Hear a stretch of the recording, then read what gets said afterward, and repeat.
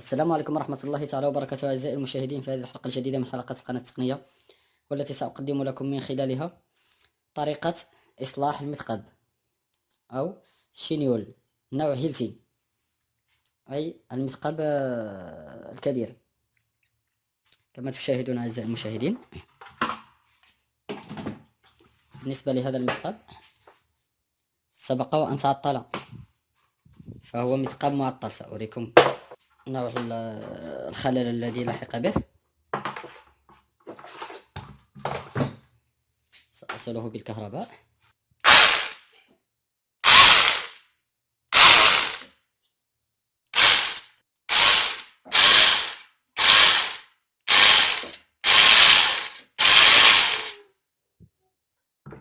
إذا كما لاحظتم أعزائي المشاهدين، هذا المثقب معطل، أي لحق به عطب في محركه، في المكان الذي تثبت به هذه الشربونات، واحدة جهة اليمين والثانية جهة اليسار.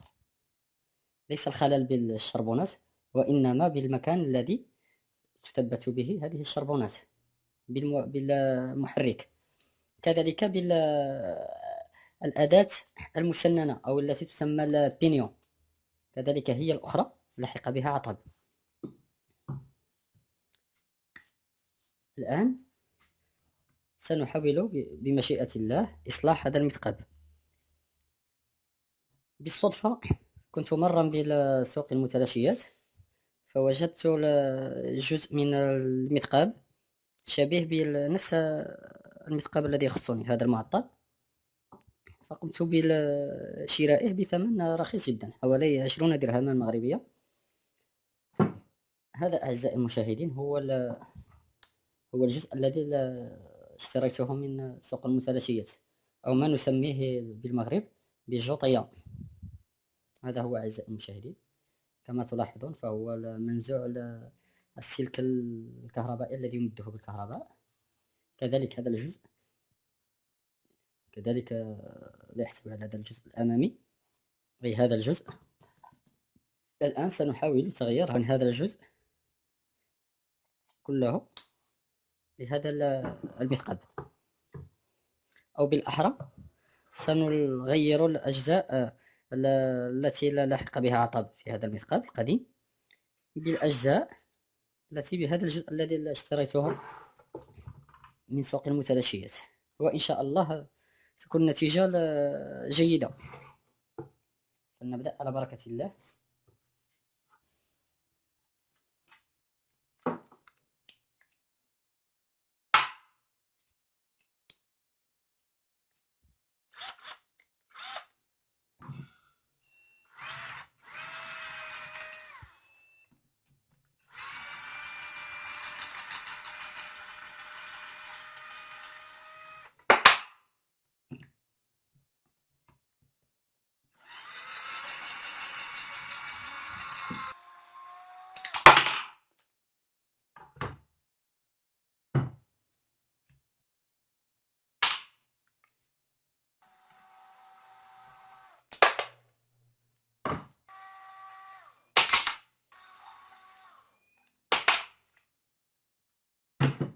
أولا نقوم بجمع هذه البراغي.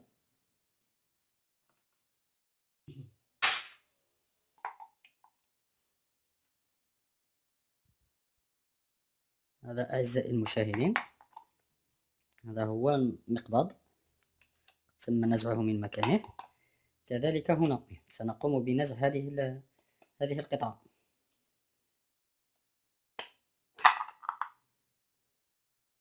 هذا أعزائي المشاهدين هو المحرك الخاص بهذا المثقب. هذا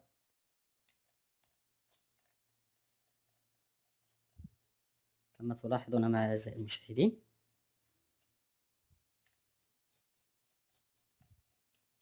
هذا الجزء بالداخل الذي يتحرك صعودا ونزولا، يخرج ثم يعود ليدخل من جديد. هذا هو ما يميز هذا الشنيول الكبير، أي نوع هيلتي، عن الشنيول أو المثقب الصغير. هذا هو ما يسمى بالمطرقة أو المرطو، مما يجعله قادرا على ثقب الأسطح الصلبة التي تكون مدعمة. إذا الآن سوف نحاول تغيير هذا الجزء بالجزء المعطل في المثقاب القديم أو المثقاب المعطل عفوا. سنقوم الآن بتركيب المثقاب المعطل.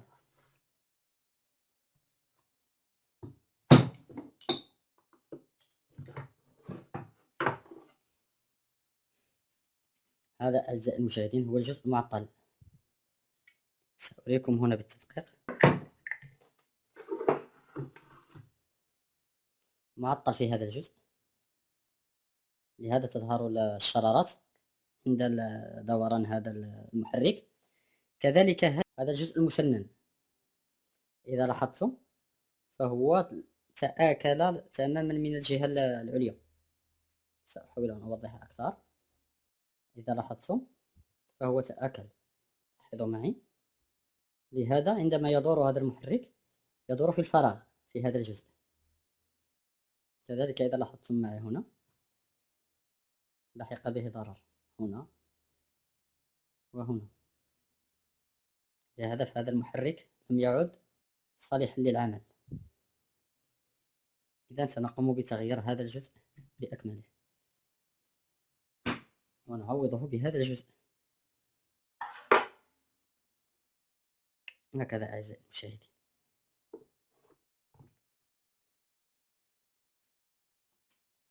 هذا الجزء كما يبدو أنه سليم. إذا لاحظتم معي فإنه غير متآكل.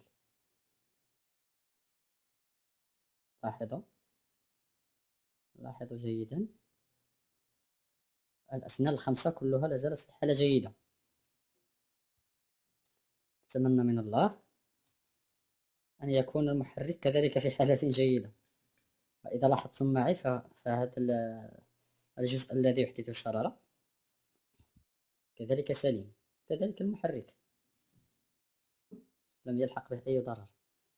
نتمنى أن يكون سليما وشغال. فلنجرب.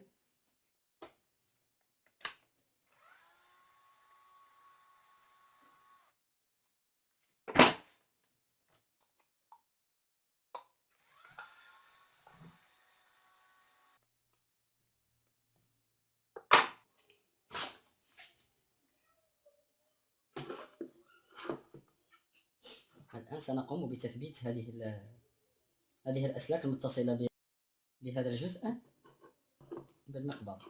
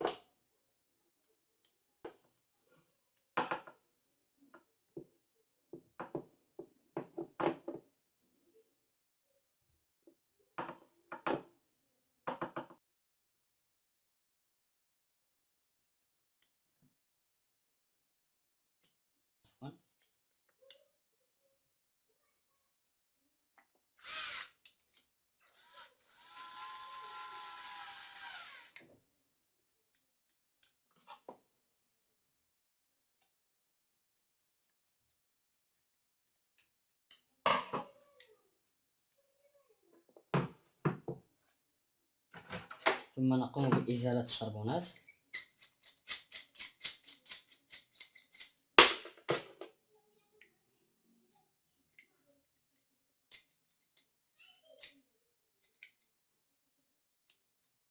هكذا.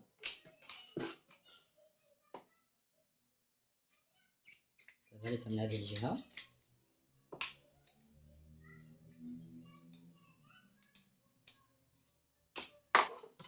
الآن سنزيل هذا الجزء.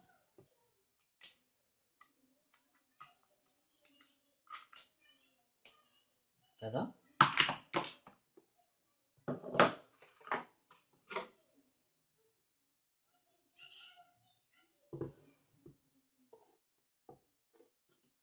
كما تلاحظون هذين جزئين متشابهين.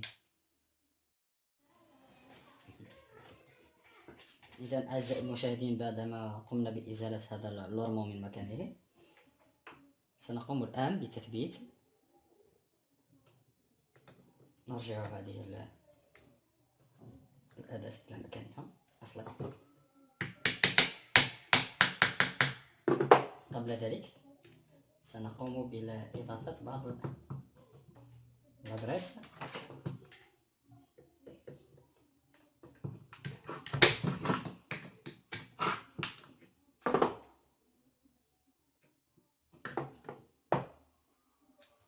نضيفه إلى الداخل، إلى هنا، هذه الأسنان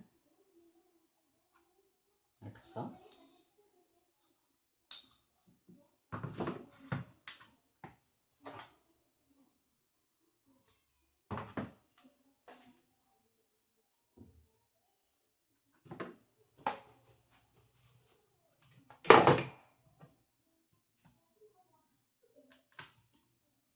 ثم ندير هنا اختلال وندخل هذه المسننة.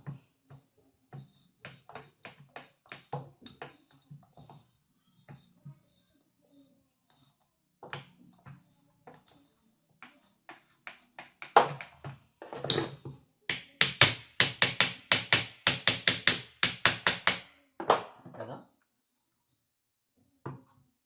ثم نحاول إدخال هذه القطعة في مكانها. نضيف بعض الشحم هنا.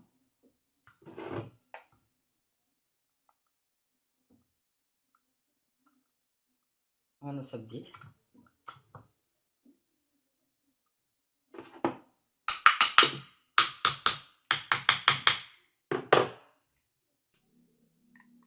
إذا كما تلاحظون فهو مثبت في مكانه. عندما أدير على المحرك هذا الجزء كذلك يدور. لاحظوا معي. الآن سأقوم بتثبيت المحرك في مكانه. أولا سأقوم بفتح هذا المقبض كي لا يعيق تركيب المحرك في مكانه.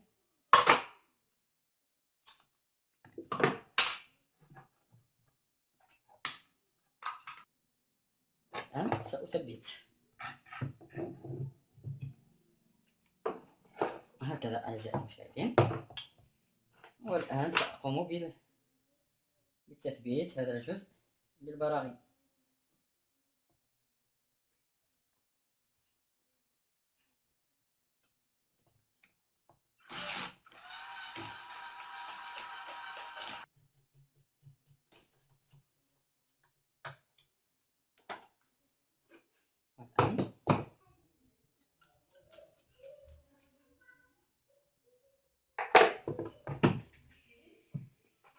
الآن أعزائي المشاهدين سنقوم بالتجربة.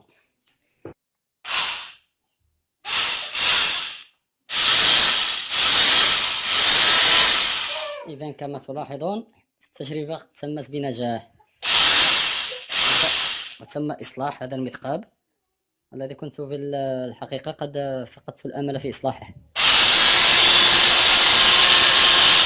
فهو شغال 100%.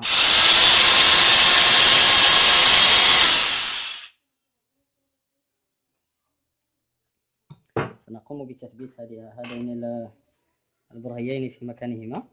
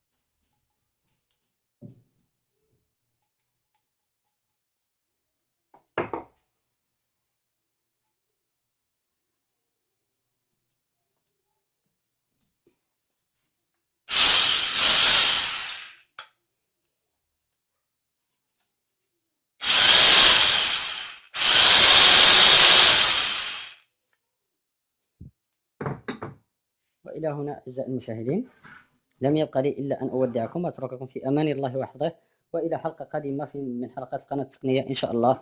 وأتمنى أن أكون قد أفدتكم من خلال هذا الفيديو. من أعجبه الفيديو المرجو الضغط على زر الاشتراك وزر اللايك ونشر الفيديو لتعم الفائدة. إلى اللقاء.